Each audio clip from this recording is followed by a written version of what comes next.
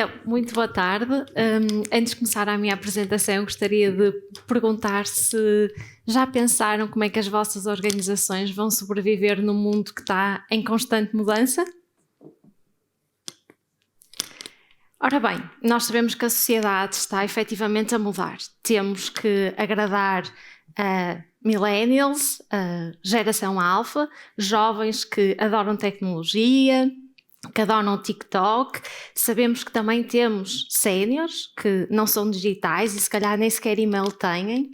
Sabemos que todos gostam de receber mensagens personalizadas, que gostam de customização. Sabemos que hoje em dia ninguém tem paciência para nada, queremos todos receber uma resposta em real time, quase uma interconexão instantânea entre todos. Há valores hoje muito mais relevantes do que havia antes, a sustentabilidade, um país e um mundo cada vez mais amigo do ambiente. Nós sabemos que agora há muita gente que não quer nada, não quer a casa, não quer um carro, não quer quase mobílias e são cidadãos do mundo. Sabemos que cada vez mais a tendência do online e os consumidores vão esporadicamente às lojas, ou uns continuam a ir, mas outros já compram tudo online. Sabemos que cada vez mais compramos, mas também somos producers daquilo que compramos e cada vez mais somos prosumers enquanto consumidores. Sabemos que a tecnologia está a evoluir a olhos vistos, a inteligência artificial, e isso é exatamente a prova deste congresso em que estamos aqui hoje. Temos o Generative AI que no final do ano passado surgiu e democratizou a inteligência artificial para todos nós. Temos a Internet of Things, está tudo conectado através de sensores. Será que temos que todos nós ter uma app enquanto organização? Será que não vamos evoluir para uma super app em que simplesmente o consumidor vai lá e procura o produto que quer e a brand que quer e vamos ter realmente super apps? Temos o blockchain, sabemos que o quantum computing está aí, que nos vai abrir portas para uma capacidade gigante de computação. Sabemos que hoje em dia conseguimos simular a realidade em mundo digital e temos os digital twins. Sabemos que já nem sequer somos precisos para conduzir automóveis e eles conduzem já sozinhos. E nós sabemos que a concorrência está muito competitiva. Os nossos clientes estão cada vez mais empoderados. Sabemos que hoje em dia um cliente vai a uma loja, vai a outra, mas se calhar compra em casa quando chega e vê num site um produto com um preço simpático, ou então vê um site confiável e até compra naquele site. Sabemos que temos a concorrência das tecnológicas, que cada vez mais estão a ter a sua influência no dia-a-dia. Temos a nascer startups todos os dias e a questão é como é que nós sobrevivemos? Então a minha resposta é muito, a nossa solução enquanto organização é virar-nos para sermos cada vez mais data-centric, com um foco muito claro no cliente, conseguirmos identificar quais são as preferências, quais são as necessidades do próprio cliente, para assim conseguirmos melhorar a experiência do cliente. E nós sabemos que se tivermos clientes que estão satisfeitos e que são envolvidos, isso vai nos trazer um retorno para o nosso negócio. E assim queria partilhar convosco um conjunto de use cases que nós trabalhamos na Universo Sonai. Vou-vos contar um bocadinho a minha história. Portanto, eu juntei-me ao Universo Sonai há 6 anos atrás, com o intuito de começar a criar uma equipa de analytics, e o que na altura me disseram foi o grande desafio: olha, tu agora que acabaste o doutoramento, que na altura estava a terminar o doutoramento, podes agora aplicar aquilo que andaste a estudar durante estes anos todos aqui em ambiente real, tens dados, tens uma base de dados gigante. Nós na realidade nessa altura tínhamos lançado o nosso principal produto, que é o cartão Universo, há cerca de 1 ano e meio. E, portanto, já começávamos a ter dados. Neste momento já temos mais de 1 milhão de clientes, na altura obviamente não teríamos, mas a ideia era: aplica lá o que andaste a estudar destes anos todos. E foi muito claro para mim que eu não poderia aplicar num use case qualquer, porque o que é que eu vou fazer? Ok, eu posso aplicar, eu até sei a técnica, mas tem que haver um propósito para aquilo que eu vou fazer. E até posso partilhar convosco que o primeiro exercício, no fundo, que fiz foi exatamente esta componente mais de life cycle, que é, eu tenho que ter um racional para, na realidade, conseguir identificar qual é o use case, com base em Analytics, Advanced Analytics e Machine Learning, que eu deveria escolher. E então assim foi. O primeiro exercício que fiz foi com base em Analytics, que era identificar qual é o life cycle do cliente Universo. E então defini muito claramente que deveria haver uma fase mais de onboarding, uma fase de desenvolvimento em que nós aí sim trabalhamos muito a componente de relação com o cliente, fazemos campanhas de upsell, fazemos campanhas de cross-sell e depois temos que ter a componente mais de retenção do cliente e, portanto, uma fase ciclo-vida mais de recuperação, em que aplicamos Advanced Analytics para perceber exatamente quando é que o cliente está a perder o envolvimento connosco. E assim trabalhamos durante algum tempo, mas também chegamos à conclusão que era um bocadinho incipiente esta abordagem linear no tempo para trabalhar a base de dados dos clientes, Universo em particular. E portanto fizemos uma evolução. E essa evolução efetivamente fez-nos levar a uma nova abordagem da Advanced Analytics, que é como é que nós conseguimos pôr o Advanced Analytics a gerir muito melhor o nosso portfólio de clientes. Então fizemos, no fundo, uma componente que era: vamos então calcular o lifetime value do nosso cliente, vamos ter também uma métrica de avaliação global de satisfação e de envolvimento do próprio cliente e desta forma conseguimos melhor gerir o nosso portfólio de clientes. E isto estrategicamente funciona muito bem, porque eu sei exatamente que estratégias é que devo aplicar em cada cliente, nomeadamente se deve ser mais numa perspectiva de growing, se uma perspectiva mais de engaging, de reviving ou de healing. E fazendo aqui um bocadinho o enquadramento do lifetime value, que é uma métrica que nós, enquanto negócio, utilizamos muito e partilhamos convosco, que é de facto algo que nos mudou muito a abordagem ao cliente a partir de termos esta métrica. E investimos muito nesta componente da Advanced Analytics, porque a ideia foi: vamos agora identificar um conjunto de drivers, aqueles drivers que mais têm impacto no revenue e no cost, vamos projetá-los a longo prazo, que é numa perspectiva de frequência que o cliente vai ter ao nível daquele driver ou daquele produto, que valor é que vai utilizar, se vai ter um comportamento de churn ou não, ou se até vai cancelar o próprio produto.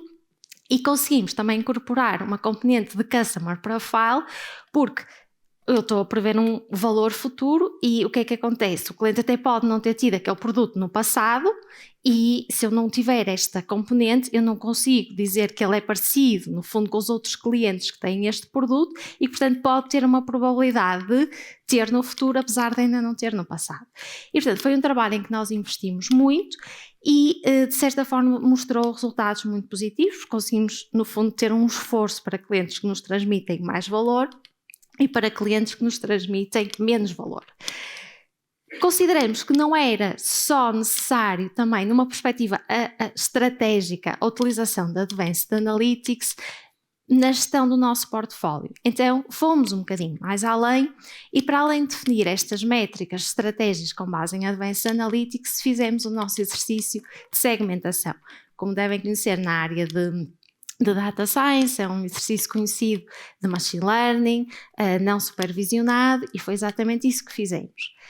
E a questão aqui é, vamos focar na segmentação, que para nós, enquanto serviços financeiros, nos faz sentido.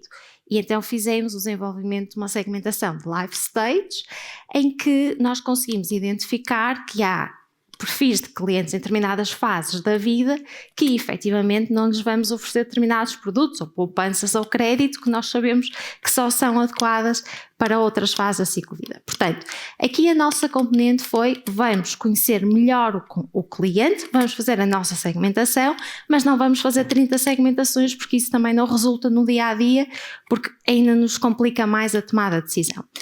E, portanto, nós acreditamos que do ponto de vista estratégico estávamos a utilizar bem o Advanced Analytics, tínhamos o nosso Customer Portfolio Management bastante bem traçado, com a nossa segmentação mais de life stage, e faltava-nos uma outra ferramenta que é, ok, e agora que eu tenho efetivamente agarrado do ponto de vista estratégico as estratégias de cliente, como é que eu vou agora atuar no cliente?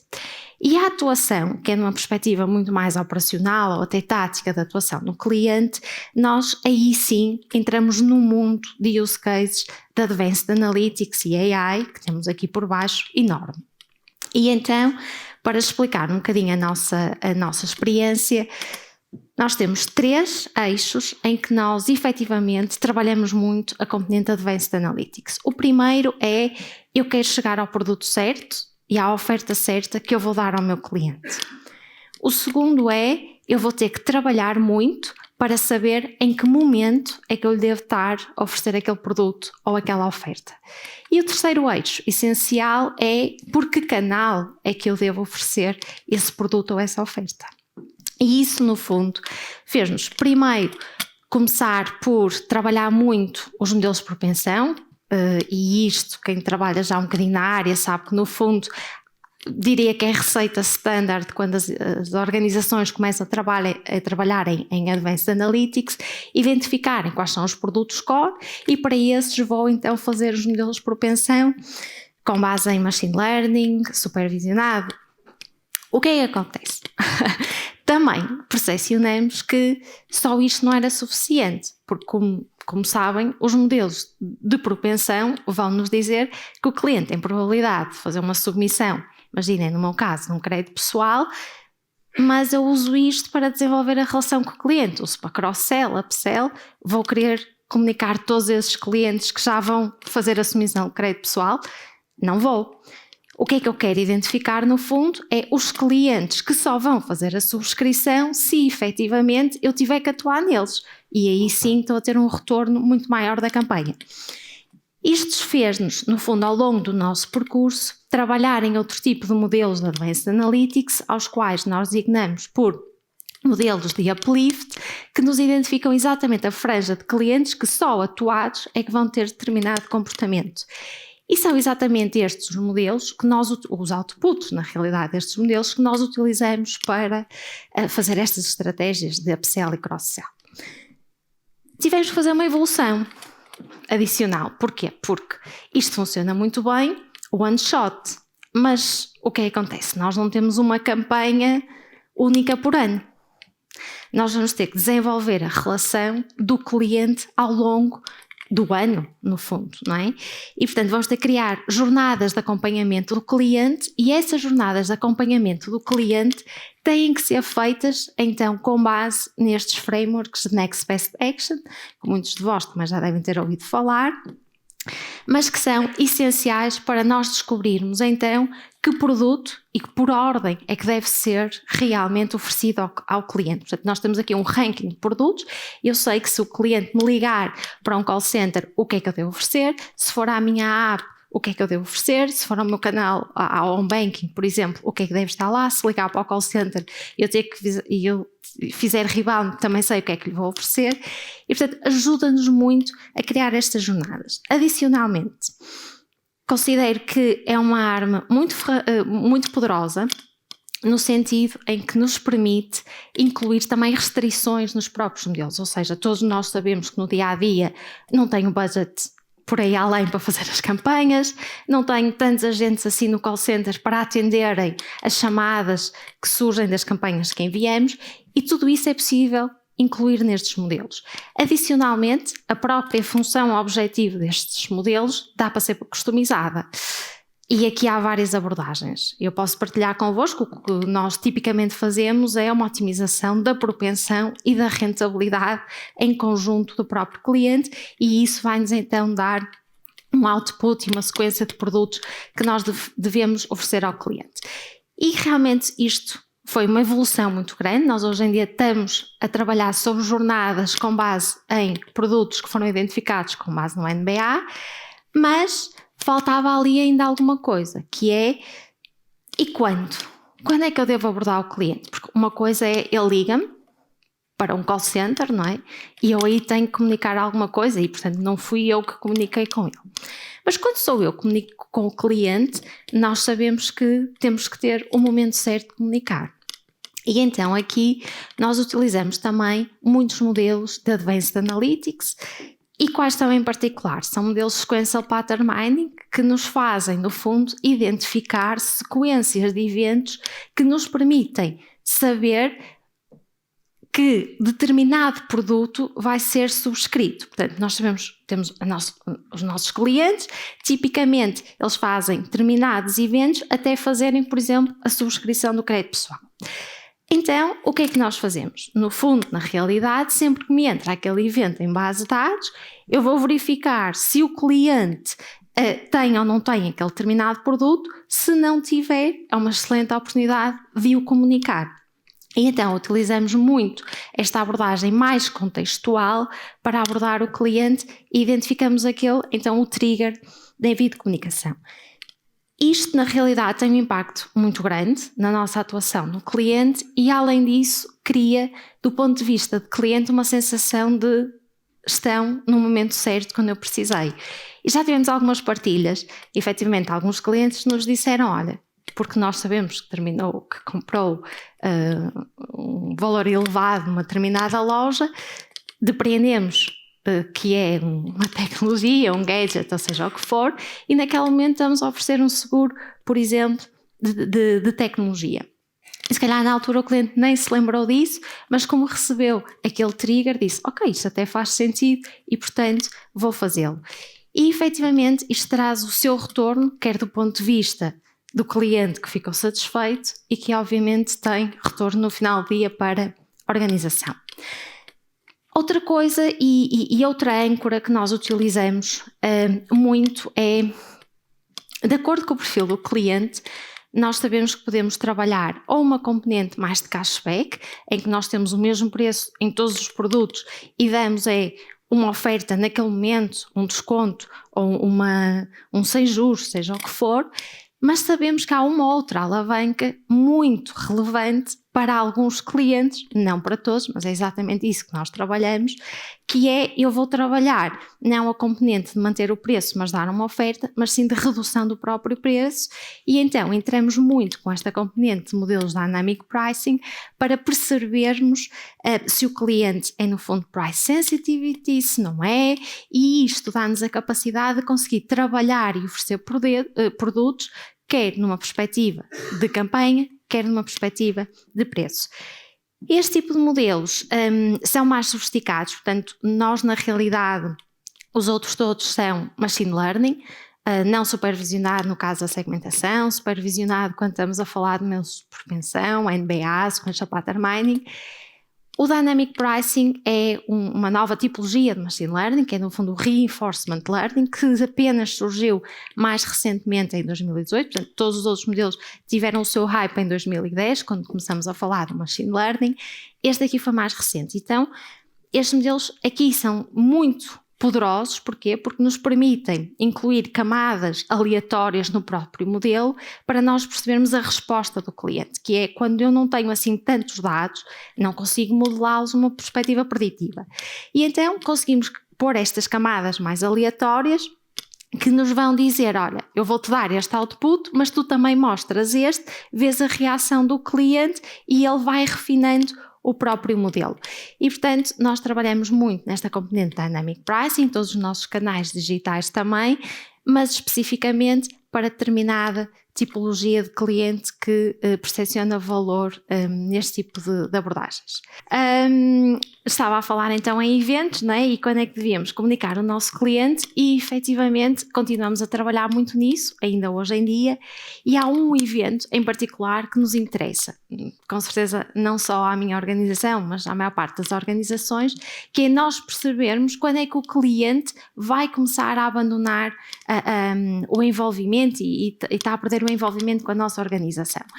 E isto, ao contrário dos outros, não são eventos que nos aparecem na base de dados. Porque tipicamente um cliente não diz, olha, vou começar a deixar de usar o teu cartão, etc. Né? Portanto, nós vamos ter que inferir esse evento através de algoritmos de machine learning que tipicamente nós designamos então dos modelos de churn. E isto leva à utilização de modelos de forecast, em que nós aqui temos algoritmos muito robustos para todos os dias nos identificarem quando é que um cliente entra em churn. Ou seja, eu tenho o histórico dele, sei que naquele dia há uma diferença estatisticamente significativa face ao histórico dele, tenho uma alarmística que me diz que ele entrou em churn.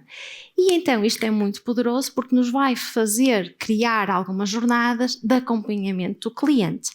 Mas há aqui uma coisa muito importante, que é: eu só sei fazer a jornada se também souber a causa do churn, e isso muitas vezes não é muito discutido. E efetivamente nós, se for uma perspectiva mais operacional, em que o cliente teve um episódio de fraude ou teve transações rejeitadas online, nós temos isso em base de dados e conseguimos inferir.